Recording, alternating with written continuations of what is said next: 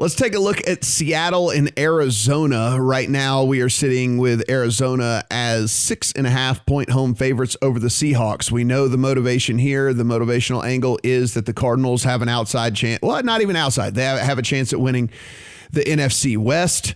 The Seahawks just playing for pride at this point. 47.5, 48 is your total. Brad, I'll start with you on this one. And for this, for me, when this was sitting at a full touchdown, and it may get back there again, I was leaning towards the Seahawks and I didn't pull the trigger yet.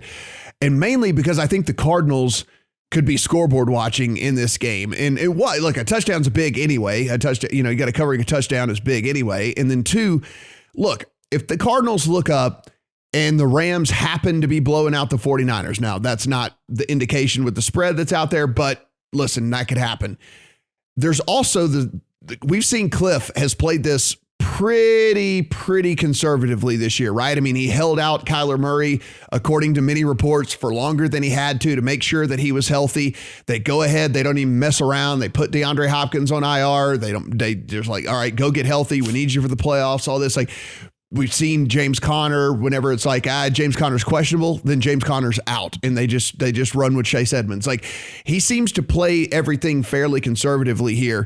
He doesn't seem like the type that's going to run his guys out there and take meaningless snaps if he sees that the Rams are up 21 points in the middle of the third quarter or something. So I think not only covering a touchdown is a lot of points in the first place, but I also think there could be backups out there in the second half at some point as well. So for me, it's a Seahawks or pass. And I think if a full 7 shows back up, I might actually play the Seahawks.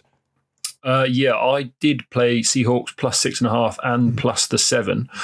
I mean, so there's going to be almost zero home field here. I mean, the Cardinals have had this weird thing all year long where they've won every single road game, and then they've lost a few home games here. But, even if we just assume, say 1 point for home field, there's not a clear difference in these teams. If you look, Arizona has been basically an average NFL team for the second half of the year. Once they lost JJ Watt, the defense is below average in EPA per play.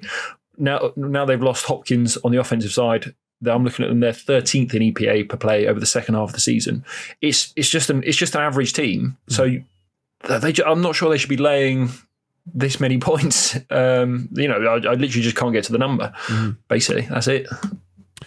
Stephen, we have laid out a couple of different angles here, a couple of different thoughts in this one. What did you look at when you saw this game? We are in complete alignment on this game, guys. 3 for 3. If we get plus 7, I'm playing it. And if we don't, I'm probably still going to play it at 6.5.